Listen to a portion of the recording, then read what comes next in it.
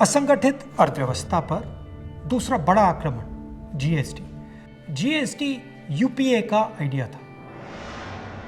एक टैक्स, कम से कम टैक्स, साधारण सरल टैक्स। एनडीए का जीएसटी बिल्कुल अलग है।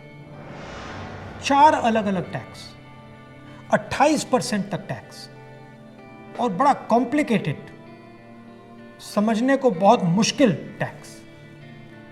जो स्मॉल एंड मीडियम बिजनेसेस हैं वो इस टैक्स को भर ही नहीं सकते और जो बड़ी कंपनियां इसको आसानी से भर सकती हैं वो 5, 10, 15 अकाउंटेंट्स लगा सकते हैं।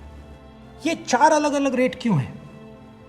ये 4 अलग अलग रेट इसलिए हैं क्योंकि सरकार चाहती है कि जिसकी पहुंच हो वो जीएसटी को आसानी से बदल पाए और जिसकी पहुंच ना हो वो जीएसटी के बारे में कुछ ना कर पाए।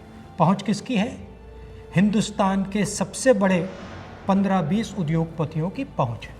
तो जो भी टैक्स का कानून वो बदलना चाहते हैं वो इस जीएसटी रेजीम में आसानी से बदल सकते हैं। और एनडीए की जीएसटी का नतीजा क्या है कि आज हिंदुस्तान की सरकार स्टेट्स को जीएसटी का पैसा ही नहीं दे पा रही है। प्रदेश एम्प्लॉइज को, टीचर्स को पैसा नहीं दे पा रहे।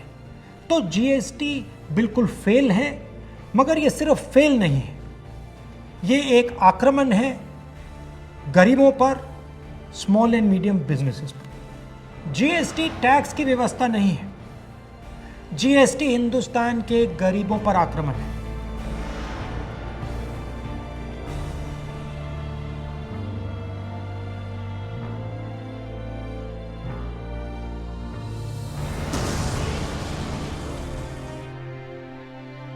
छोटे दुकानदारों पर, स्मॉल एंड मीडियम बिजनेस वालों पर, किसानों और मजदूरों पर आक्रमण है।